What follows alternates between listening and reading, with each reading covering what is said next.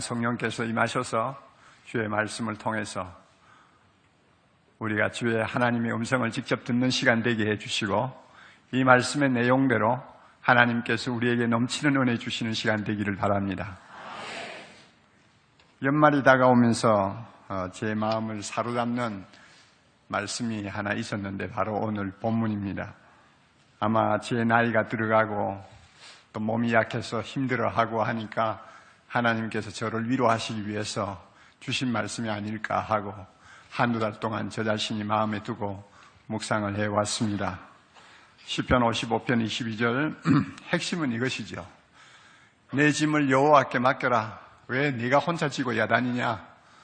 내가 대신 져주겠다. 그러니 하루하루 삶을 좀 더 가벼운 걸음으로 걸어봐라. 내가 있지 않느냐 하는 것이 이 말씀의 핵심이에요. 실제로 그런 은혜만 있다면 얼마나 좋겠어요. 새해 우리 하나님께서 정말 그런 은혜가 우리 개인에게, 우리 가정에, 우리 교회에 함께 하시는 축복이 있었으면 좋겠습니다. 우선 먼저 우리가 생각해야 할 것은 하나님께서는 우리 모두를 무거운 짐을 지고 힘들게 걸어가는 짐꾼으로 보신다는 것입니다. 내 짐을 여호와께 맡기라. 그러니까 우리가 짐을 지고 있다는 이야기죠. 그리고 주님께서 세상에 오셨을 때도 수고하고 무거운 짐진 자들아 다 내게로 오라. 내가 너희를 쉬게 하리라. 그거 보면 우리 모두가 무거운 짐을 지고 있다는 것을 하나님께서 인정하고 계시는 것입니다. 그리고 시편에 가서 보면 우리 인간의 연수가 70이요 강건하면 80이라도 그 연수의 자랑은 수고와 슬픔뿐이다. 평생 땀 흘리고 수고하고 힘들게 살다가 슬픔 속에서 세상을 떠난다. 이게 인간이다 하고 말씀하시는 것을 보면 우리는 짐을 진 인간임을, 짐을 진 짐꾼임을 우리가 부인할 수가 없습니다. 그런데 우리 중에서도 그렇지만은 우리 주변을 보면 이런 부정적인 인생관에 대해서 공감하지 않는 사람들이 꽤 있어요. 건강하고 너무 풍요하고 너무 즐기는 것이 많아서, 그리고 게다가 수명까지 길어지니까 인생을 짐지고 사는 모습으로 받아들이려고 하지 않는 것입니다. 그래서 산다는 것이 황홀하다는 그런 생각을 할 정도로 취해 있는 사람들이 많아요. 교회를 다니면서도 그런 분들이 가끔 있어요. 또 그렇게 살도록 하나님이 복을 주셔야 된다고 생각하는 분들도 있어요. 솔직히 말해서요, 인생이 항상 슬프고 고된 것만은 아니죠. 우리가 생을 보내면서 참 행복한 때도 많지 않습니까? 아멘. 기분 좋은 때도 많잖아요. 젊으면 젊음의 아름다움이 있고, 장년은 장년의 아름다움이 있잖아요. 노년은 좀 아니고요. 하나님께서 우리에게 참 이 그릇에 담아주신 기쁨과 행복과 정말 황홀함이 우리 한 생을 통해서 많아요. 많지만은 우리의 삶을 양파 벗기듯이 벗겨보면 하나님의 말씀이 옳다는 것을 인정 안 할 수가 없습니다. 근심의 짐, 슬픔의 짐, 고통의 짐, 불안의 짐, 두려움의 짐, 병의 짐, 우리가 말을 하자면 끝이 없는 많은 짐들을 지고 힘들게 하루하루를 사는 것이 우리의 모습이라는 것을 우리는 아무도 부인을 못합니다. 이 짐이 어떤 사람에게는 너무 무거워서 더 이상 버티지 못하고 스스로 생명을 끊어버리는 사람 경우도 얼마나 우리 주변에 많은지 모릅니다. 그런데 여기에 놀라운 메시지가 하나 있어요. 이 짐을 혼자 지지 말고 맡기라는 하나님의 말씀입니다. 대신 맡아주실 분이 계신다는 것입니다. 그분이 누구예요? 내 짐을 누구에게? 여호와께 맡기라 그랬죠. 우리의 짐을 대신 맡아주실 분이 계신다. 그분이 여호와시다 하는 메시지입니다. 여호와. 이 말씀 여러분 오늘 주목하세요. 여호와. 이 여호와의 의미는 굉장한 의미를 지니고 있습니다. 이 여호와라는 말 속에는 창조자, 구속자, 천하 만물을 아무것도 없는 가운데서 말씀 한마디로 창조하시는 전능하신 하나님이라는 의미가 담겨 있습니다. 어디 한번 성경 구절 볼까요? 에레미야 32장 17절 여러분 자막 보세요. 우리 다 같이 한번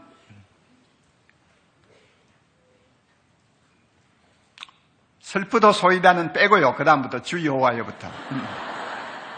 다 같이 우리 한 목소리로 주 여호와여 주께서 큰 능력과 펴신 팔로 천지를 지으셨사오니 주에게는 할 수 없는 일이 없으시니이다. 주에게는 할 수 없는 일이 없으시니이다. 다시 한번 주에게는 할 수 없는 일이 없으시니이다. 바로 이렇게 천지 만물을 창조하신 전능하신 하나님을 일컬어서 구약 성경에서 여호와라고 말씀합니다. 그뿐 아니라 우리를 죄와 사망에서 구원하시고 영원한 멸망에서 건져주신 구원자 하나님을 여호와라고 하는 의미를 담고 있습니다. 이스라엘 백성을 애굽에서 400년 동안 노예 생활하던 자리에서 건져서 기적적으로 구원해 주신 그 전능하신 하나님, 그분이 바로 여호와예요.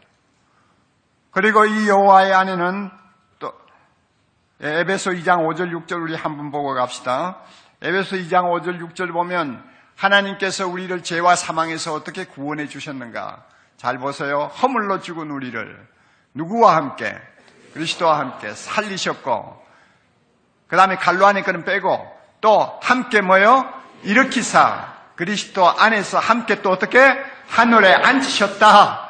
이게 우리가 받은 구원이거든요. 이 구원은 전능하신 하나님만이 하실 수 있는 거예요. 이스라엘 백성을 애굽에서 구원하시던 그 능력을 가지신 하나님만이 우리를 예수와 함께 살리시고 다시 일으켜 부활시키시고 우리를 예수님의 오른편에 앉게 하셔서 영원토록 주님과 함께 다스리는 하늘의 영광을 안겨주신 구원, 이 구원을 주신 하나님을 일컬어서 여호와라고 합니다. 할렐루야. 그리고 또 이 여호와라는 말 속에 강하게 담겨있는 의미가 있는데 그것은 우리를 불쌍히 여기시는 하나님 아버지라는 의미가 담겨 있습니다. 시편 103편 13절 14절 보면 아버지가 자식을 불쌍히 여김같이 그 다음에 뭡니까? 여호와께서는 자기를 경외하는 자를 불쌍히 여기시나니 긍휼히 여기시나니 왜냐? 그가 우리의 체질을 아시며 우리가 단지 무엇임을 먼지뿐임을 기억하심이라. 먼지같이 초라하고 먼지같이 보잘것없고 있으나 마나한 존재처럼 나약한 우리를 전능하신 하나님이 불쌍히 여기시는 거예요. 이게 여호와라는 이름이 갖는 의미입니다. 그래서 이렇게 큰 의미를 가진 하나님의 고유한 이름이기 때문에 구약 성경에서만 여호와라는 이름이 6,823번이나 나와요. 그리고 구약 이전부 몇 건이죠? 39건이죠? 39건 중에 3건만 빼고 여호와라는 이름이 들어가지 아니하는 성경이 없어요. 그만큼 중요한 이름이고 우리를 감동시키는 이름입니다. 그래서 이 놀라우신 이름을 가지신 하나님이 말씀하십니다. 내가 네 짐을 맡아주마. 할렐루야. 이처럼 이 신나는 게 어디 있어요? 그가 우리의 짐을 이렇게 맡아주신다고 하면서 한마디 더 사람 뿅 가게 만드는 말씀을 하시는 거 있어요. 뭔지 아세요? 날마다 우리 짐을 져주신다고 하십니다. 시편 68편 19절 우리 같이 읽어봅니다. 날마다 우리 짐을 지시는 주 곧 우리의 구원이신 하나님을 찬송할지어다. 날마다 져주신대요. 참 기가 막힌 말씀이죠. 거짓말 같죠. 이처럼 가슴이 뛰는 하나님의 말씀이 어디 있어요? 당장 우리의 짐을 다 맡기고 싶지 않습니까? 날마다 맡기고 싶지 않습니까? 제 심령은 그래요. 여러분도 마찬가지일 거예요. 그러면 자연히 따라오는 질문 하나가 있습니다. 어떻게 해야 맡길 수 있는가? 어떻게 하면 맡길 수 있는가? 하나님께, 여호와 하나님께 어떻게 하면 내 짐을 다 맡길 수 있을까? 그것도 날마다. 55장을 기록한 다윗한테서 우리는 좀 배울 수 있습니다. 우리가 잘 아는 바와 같이 다윗은 10대부터 혹독한 시련을 겪으면서 젊은 생을 보냈습니다. 자기 목숨을 노리는 원수를 피해 도망다니는 신세였기 때문에 이런 와중에서 그는 시도 때도 없이 근심과 공포와 답답함과 탄식을 떼어놓지 못하고 하루하루 살았습니다. 그 내용이 1절부터 8절까지 나와 있어요. 1절부터 8절까지 여러분이 대충 성경을 들여다보시고 짐작을 하시겠지만은 그가 어떻게 말하는지 보세요. 2절에 근심으로 마음이 편하지 못하다. 원수 때문에 그 원수가 주는 공포를 이기지 못하고 핍박을 이기지 못해서 잠을 자지 못하는 사람이에요. 4절에 내 마음이 아파하며 사망의 위험이 내게 이르러서 떠나지 않는다. 5절에는 두려움과 떨림이 내게 이르렀고 공포가 나를 덮는다. 그 다음에는 할 수만 있으면 비둘기처럼 훌훌 날아서 이 무거운 짐을 지고 씨름하는 이 환경을 떠나서 도망가고 싶다. 지금 다윗의 심정이에요. 이런 심정을 가지고 다윗이 살았어요. 그러니까 이런 형편에서 그가 할 수 있는 일이란 답답할 때마다 여호와 하나님께 자기 짐을 맡기는 것이었습니다. 양식이 떨어질 때도 하나님 여호와 하나님 아버지, 숨을 곳을 찾지 못해서 초조할 때도 여호와 하나님 아버지, 불안하고 떨릴 때도 여호와 하나님 아버지, 사울의 군대가 쫓아온다는 정보가 올 때도 여호와 하나님 아버지, 잠이 오지 않고 답답해서 일어났다 누웠다가 할 때도 여호와 나의 하나님 아버지 불렀다고 말해요. 그래서 그 무거운 짐을 그분에게 맡겼더니 하나님께서 날마다 자기의 짐을 대신 져주시는 체험을 하게 되었어요. 그리고 그런 일이 자꾸 반복되면서 자기도 모르게 어떻게 하면 내 짐을 하나님께 맡길 수 있는가 하는 데 대한 비결을 배운 것 같아요. 그래서 22절을 다윗이 큰 소리로 고백하는 것입니다. 어떤 면에서는 내 짐을 여호와께 맡기라. 그가 너를 붙드시고 의인이 요동함을 영원히 허락지 아니하시리로다. 이거 다윗의 신앙 고백이에요. 자기가 어려울 때 날마다 하나님께 짐을 맡기면서 하나님 앞에 매달려 보니까 진짜 하나님이 짐을 맡아주시거든요. 그러니까 신앙 고백이에요. 내 짐을 여호와께 맡겨라. 그가 너를 꼭 붙드시고 의인이 요동함을 영원토록 허락지 아니하신다. 그거 너도 체험할 수 있다 하는 이야기를 지금 하고 있는 것입니다. 그러면 그가 털어놓는 구체적인 비결이 뭘까요? 맡기는 구체적인 방법이 뭘까? 여러분 55장 1절 보면 단어 하나씩만 찾으세요. 하나님이여 내 기도에 귀를 기울이시고 뭐 했다는 이야기입니까? 기도했다는 말이죠. 16절 넘어가서 나는 하나님께 부르짖으리니 여호와께서 나를 구원하시리로다. 하나님께 부르짖었다. 뭐 했다는 이야기요? 기도했다는 말이죠. 17절 저녁과 아침과 정오에 내가 근심하여 탄식하리니 여호와께서 내 소리를 들으시리로다. 아침이고 밤이고 낮이고 간에 하나님 앞에 뭐 했다는 이야기요? 기도했다는 이야기죠. 62장으로 넘어가면 안 넘어가도 돼요. 배경은 55장하고 거의 같은 배경인데 거기에는 좀 더 실감나는 표현을 하고 있어요. 1절에서 내 영혼, 내 영혼, 내 영혼이 여호와만 바라고 간절히 사모한다는 말이 나오고요. 그 다음에 8절에 넘어가면 하나님 앞에 내 마음을 토한다는 표현이 나옵니다. 이런 표현들을 전부 다 종합을 해보면 결국 다윗이 우리에게 가르쳐주는 구체적인 비결, 짐을 하나님 여호와께 맡기는 비결은 기도했다는 것입니다. 기도했다. 용어가 다양하게 나오죠. 기도한다, 탄식한다, 부르짖는다, 하루 3번씩 간구한다, 마음을 토한다, 잠잠히 하나님만 바란다. 다양한 용어들이 나오지만은 시편은 시 형식으로 쓰여 있기 때문에 같은 의미를 가진 내용을 다양하게 표현하고 있습니다. 그러니까 이 다양한 표현을 한마디로 압축하면 정성을 다해서 하나님 앞에 기도했다. 어떤 형식에 매이지 않고 그저 내가 눈 뜨고 있는 이상 하나님 앞에 내 마음을 쏟아놓았다 하는 이야기입니다. 이것이 비결이라는 것입니다. 우리가 이 사실을 마음에 꼭 담아두세요. 우리가 인생을 살면서 많은 짐을 지고 있지만은 왜 이 짐을 하나님께 완전히 맡기지를 못하고 살까? 다윗처럼 그렇게 절절하게 기도를 하지 않고 살았기 때문이다 하는 것을 우리 스스로 마음에 좀 느끼고 가책받고 또 다시 한번 다짐하는 것이 좋습니다. 다윗이 이렇게 끈질기게 하나님 앞에 기도로 매달릴 수 있었던 이유가 있는데 그것이 뭐냐면 믿음이었어요. 여호와 하나님에 대한 믿음. 어떤 믿음? 여호와 하나님은 창조자로서 전능하신 분이요, 우리를 구원하신 자로서 전능하신 분이요, 우리를 불쌍히 여기시는 분으로서 전능하신 분이시다. 이것을 다윗이 철저하게 믿었어요. 그러니까 그분은 나의 짐을 반드시 맡아주신다. 반드시 맡아주신다. 무슨 짐이든지 우리 하나님은 내 짐을 대신 져주신다 하는 확실한 믿음이 있었어요. 일종의 믿음의 모험이죠. 제가 어떤 글을 보니까 서커스단에 구경하러 갔다가 거기서 그 고개사 있죠.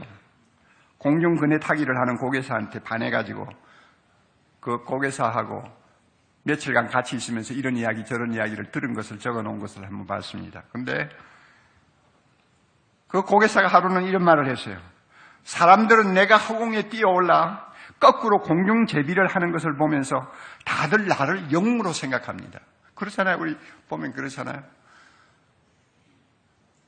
잡고 있던 그네를 놓고 공중으로 솟구쳐 오르는 모습 보면 막 우리가 그냥 간이 내려앉는 것 같은 느낌을 느끼잖아요. 그런데 실제로 진짜 영웅은 내가 아니고 저 꼭대기에서 그네의 다리를 걸고 거꾸로 있다가 내 손을 잡아주는 저 친구가 영웅이에요. 내가 영웅이 아니라 저 친구가 영웅이에요. 내가 하는 것은 단지 내가 손을 놓고 공중으로 솟구치면 저 친구가 반드시 내 손을 잡아준다 하는 믿음, 그거 하나 내가 갖고 있는 거예요. 그 믿음이 있기 때문에 나는 생명을 걸고 손을 놓고 허공을 솟구친다고 그는 고백을 했다고 합니다. 여러분, 이것은 참 우리에게 시사하는 바가 많아요. 우리의 짐이 무거울 때 우리가 기도를 통해서 하나님 앞에 내 짐을 맡길 때 필요한 건 뭐냐? 믿음이에요. 믿음이에요. 하나님은 여호와 아버지시여 하고 이름을 부르면서 밤이고 낮이고 간구하는 우리를 그의 강하신 손으로 꼭 붙들어 주신다고 하는 믿음 갖고 다윗도 기도했고 우리도 기도해야 된다는 이야기입니다. 기도를 해도 적당히 기도하는 것이 아니라 내 짐을 하나님이 직접 짊어져 주시는 것을 느낄 때까지 기도해야 된다는 것입니다.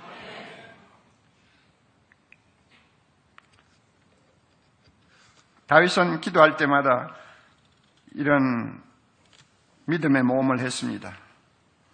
전능하시는 여호와 하나님, 긍휼이 무한하신 여호와 하나님, 하나님 앞에 매달릴 때 하나님은 한 번도 나를 실망시키지 않으셨다는 것을 그는 많이 체험했어요. 자, 하나님께 짐을 맡기는 비결을 여러분이 아시겠죠? 그러면 끝으로 짐을 맡기면 실제로 어떤 일이 일어나는가? 몇 가지라도 한번 생각을 해봤으면 좋겠어요. 실제로 어떤 일이 일어나는가? 여러분도 많이 경험했을 것이고 저도 많이 경험했죠. 정말로 전능하신 여호와 하나님께 내 자신의 짐을 기도로 맡기면, 믿고 맡기면 어떤 일이 일어나느냐? 22절 다시 한번 보여주세요. 내 짐을 여호와께 맡기라. 다 같이 그 다음에 그가 너를 붙드시고 의인의 요동함을 영원히 허락하지 아니하시리로다. 할렐루야. 어떤 일이 일어나는가? 하나님이 나를 꼭 붙드시고 영원히 흔들리지 않도록 잡아주신다는 겁니다. 이런 일이 일어난다는 것입니다. 이런 일이 실제로 일어난다는 것입니다. 하나님이 나를 꼭 붙드시는 체험을 한다는 것입니다. 이상하게 떨리고 이상하게 혼란스러웠던 마음이 든든한 반석 위에 선 것처럼 흔들리지 않는 것을 체험한다는 것입니다. 여러분, 여기서 의인이라는 말 조심하세요. 의인. 하나님은 세상에 있는 모든 사람의 짐을 지신다고 말씀하시잖아요. 오직 의인의 짐을 져주신다고 그래요. 누가 의인이에요? 예수 믿고 모든 죄 용서받은 하나님의 백성입니다. 할렐루야. 누가 의인이에요? 죄와 사망에서 구원받고 영광스러운 하늘의 축복을 약속받은 우리 모두가 의인이에요. 예수 그리스도의 십자가의 피로 모든 죄를 씻음받은 우리가 의인이에요. 이와 같이 그리스도 안에서 정죄함이 없는 의인된 우리를 하나님이 너무 사랑하시고 불쌍히 여기시기 때문에 우리의 짐을 대신 져주시는 거예요. 험한 세상 살면서 고생하는 우리를 보시면서 마음이 아파서 우리가 믿고 구하기만 하면 짐을 져주시는 건데, 하나님이 우리 짐을 져주시기만 하면 우리를 꼭 붙드시고 흔들리지 않도록 지켜주시는 거 체험하게 됩니다.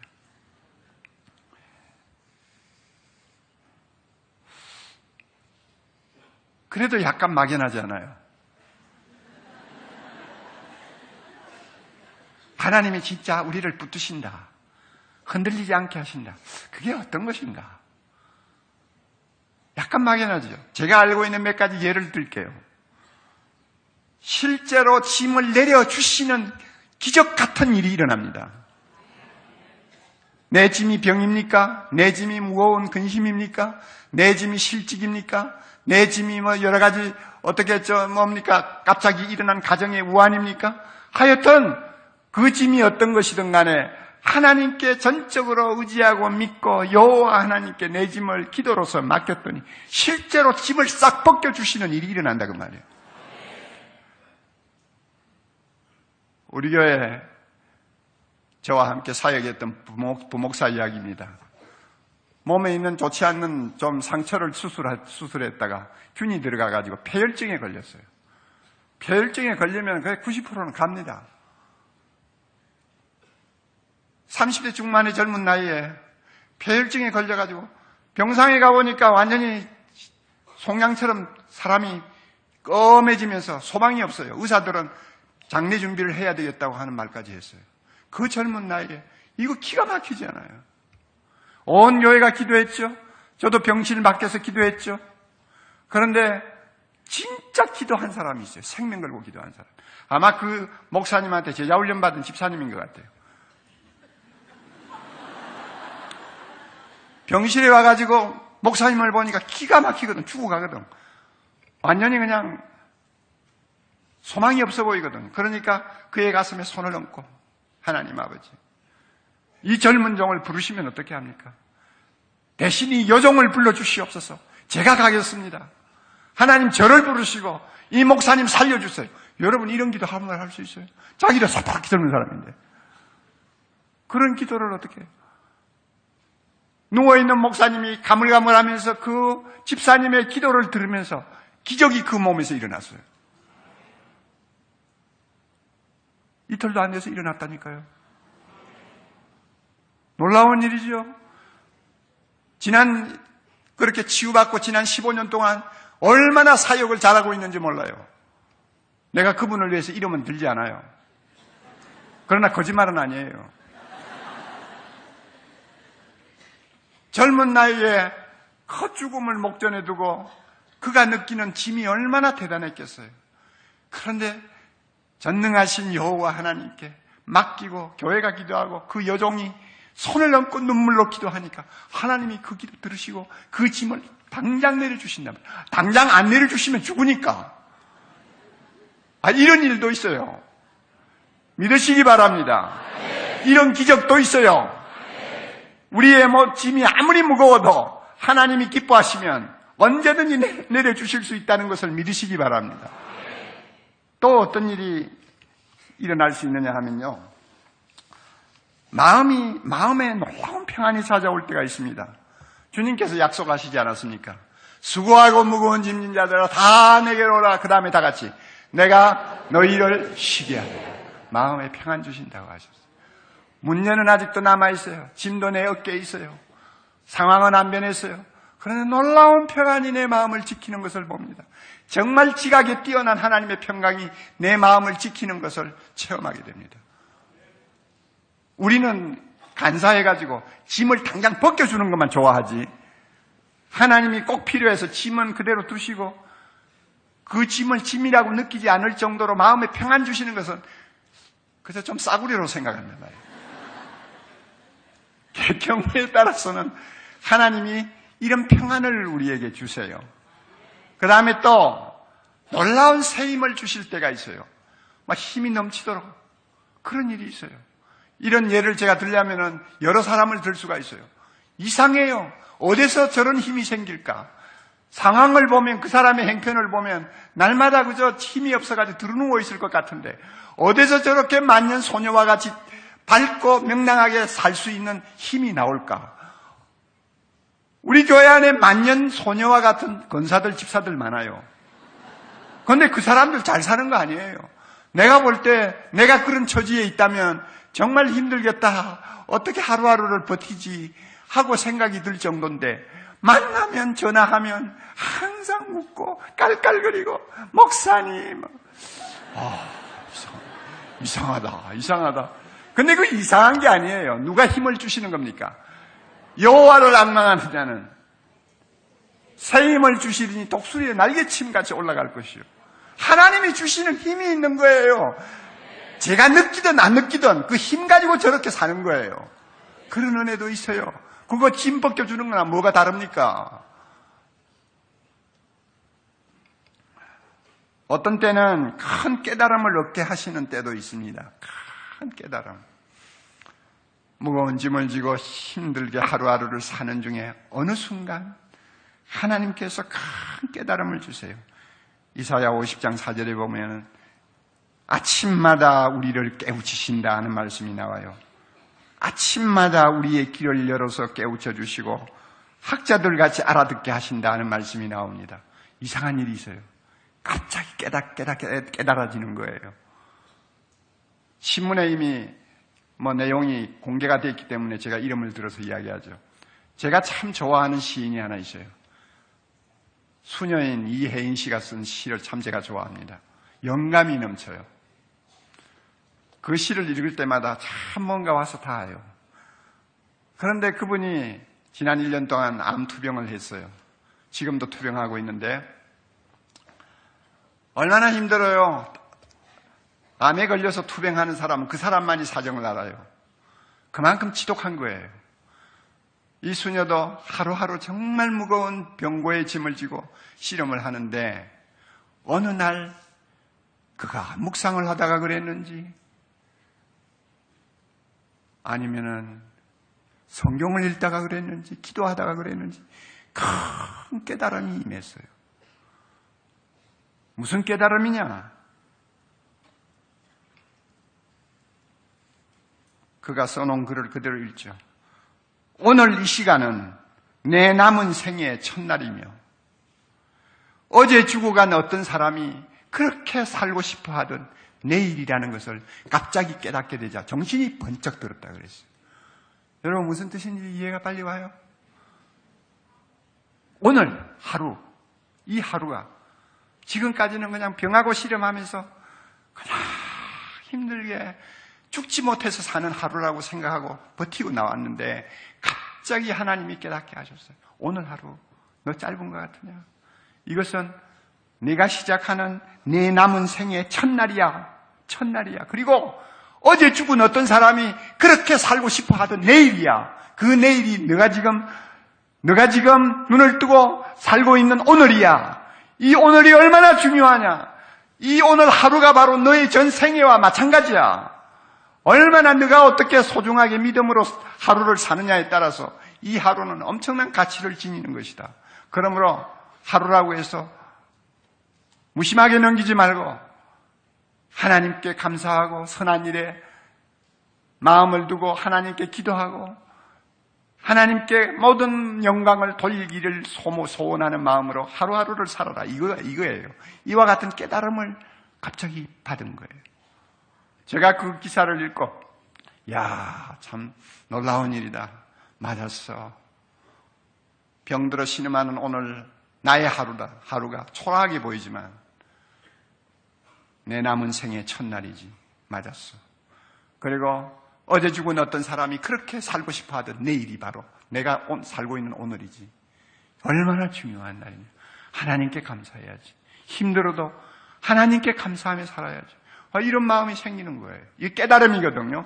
이런 깨달음을 가끔 주세요. 이런 몇 가지 사례를 여러분들에게 예를 들었는데, 이런 은혜를 체험하면 하나님께서 내 짐을 벗겨주시고 나를 꼭 붙들고 흔들리지 않게 하신다는 것을 자주자주 느끼게 됩니다. 체험하게 됩니다. 다윗처럼 말이죠. 그래서 무거워도 힘들어도 하나님에 대해서 원망하지 않고 세상에 대해서도 원망하지 않고 감사와 찬송을 가지고 하루하루 살 수 있도록 우리 자신을 주님께 맡길 수가 있습니다. 여러분, 우리가 발을 들여놓는 전인미답의 새해에도 우리는 인생의 짐을 지고 걸어야 합니다. 힘들 때도 있고 고통스러울 때도 있지만 이 짐을 지고 가야 합니다. 그때마다 하나님의 말씀을 기억하십시오. 내 짐을 여호와께 맡기라. 맡겨요? 어떻게? 여호와 하나님께, 전능하신 하나님께 맡겨요.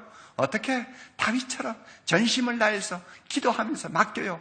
다윗처럼 전능하신 하나님의 능력을 믿고 의심하지 말고 맡겨요. 그러면 어떤 때는 그 짐을 당장 내려주실 때도 있습니다. 어떤 때는 짐은 내려주지 않지만 새 힘을 주실 때도 있습니다. 할렐루야. 어떤 때는 말로 다 할 수 없는 마음의 평안을, 강물 강수처럼 흘러넘치는 평안을 주실 때가 있습니다. 어떤 때는 내가 짐이 없을 때, 내가 평안하다고 느꼈을 때 깨닫지 못하던 큰 영적 깨달음을 갖도록 하셔서 그냥 앉았던 자리에서 벌떡 일어나게 만드시는 때도 있습니다. 할렐루야. 여러분, 우리가 이렇게 하나님 앞에 짐을 맡기고 은혜를 받으며 살면 신년도 우리 앞에는 놀라운 희망의 대로가 활짝 열릴 줄 믿습니다. 낭망하지 마십시오. 흔들리지 마십시오. 남을 원망하지 마십시오. 용서하지 못해서 여러분 실험하지 마세요. 다른 사람과 비교해가지고 비굴감을 갖지 마세요. 내 짐 맡아주실 분이 계십니다. 날마다 내 짐을 맡아주시는 여호와 하나님, 우리 모두 찬양하면서 새해에도 승리하는 은혜가 있기를 바랍니다. 다 같이 기도하십시다. 아버지 감사합니다.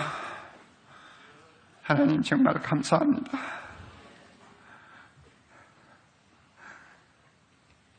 우리가 짊어지고 있는 인생의 짐은 쉽게 내려놓을 수도 없는 짐이요, 어떤 때는 감당할 수가 없어서 짐 아래 깔려서 허덕일 때도 많이 있는 무거운 짐입니다만, 오늘 주님께서 참 우리에게 생명의 말씀, 소망의 말씀을 주셨습니다. 내 짐을 여호와께 맡기라. 맡기라. 여호와께 맡기라. 전능하신 그분에게 맡기라. 전능하신 아버지 하나님께 맡기라고 합니다. 맡기기만 하면 하나님께서 나를 붙드시고 의인된 내가 요동하는 것을 절대로 허용치 아니하시고 날마다 우리와 함께 동행하신다고 약속하셨습니다. 이 놀라운 약속 믿고 우리 새해를 시작하려고 합니다. 새해 첫 발을 들여놓으려고 합니다. 사랑의 교회 성도들 축복하시옵소서. 오늘날까지도 은혜 주셨지만은 신년에는 더 큰 은혜가 필요합니다. 세상이 더 악해지기 때문입니다. 우리에게 어려운 일이 더 많이 올 수도 있기 때문입니다. 주여, 우리를 붙드시고 우리의 짐을 져주시고 날마다 하나님을 영화롭게 하는 거룩한 주의 백성 되도록 축복해 주시옵소서. 예수님 이름으로 기도드리옵나이다. 아멘.